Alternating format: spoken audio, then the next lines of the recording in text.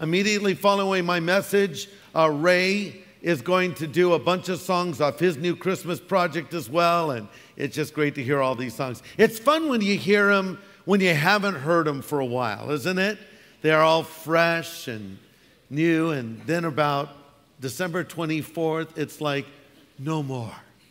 I mean, we still like the ones with Christian lyrics, but some of those others, it's like, please, no more Rudolph the Red-Nosed Reindeer, you know.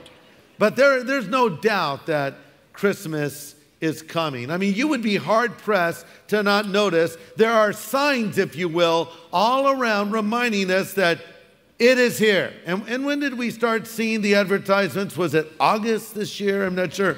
But they're the telltale signs. You know, the lights are going up on houses. And now they have these new LED lights. Have you seen those? They're just a little more intense. And people put up these giant, you know, inflatable Frosty the Snowmans and Rudolphs. You rarely see a manger scene anymore on anybody's front lawn, but there are the Christmas trees on the tops of cars. You don't even want to go near them all. Just traffic is backed up.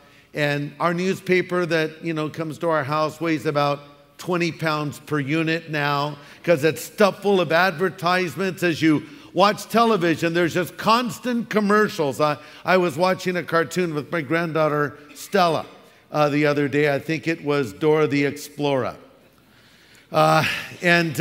She really likes Dora. And so we're watching, and in between are countless commercials. And after every commercial, she said, Papa, can you get that for me? Papa, will you get that for me? Papa, will you get that for me? I said, Stella, I don't know. I didn't like that last toy. I said, let me find one that's cool. If I see a cool toy, maybe I'll get it. And the next ad came on. She said, Papa, was that cool enough? But the pressure's on. The pressure's on to get out there and spend your money and to celebrate this season. I don't think it's possible you could miss the fact that Christmas was here.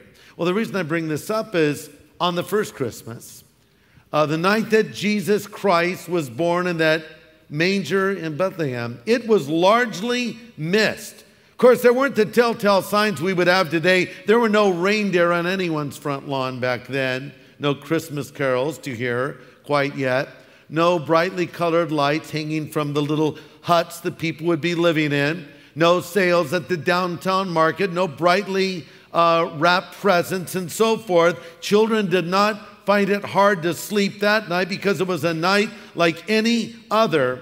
But yet that first Christmas had its own signs and signals that were being fulfilled before the eyes of the people, because the Hebrew prophets had foretold the fact that a Savior was coming. A Messiah was arriving. He would be born of a virgin. He would be born in the tiny little town of Bethlehem. He would come as the root and the offspring of David. But for the most part, people missed it. Why? Because they were not paying attention. And you know, as we look at our culture today, there's similarities. We celebrate Christmas, but it's so easy to forget about Christ.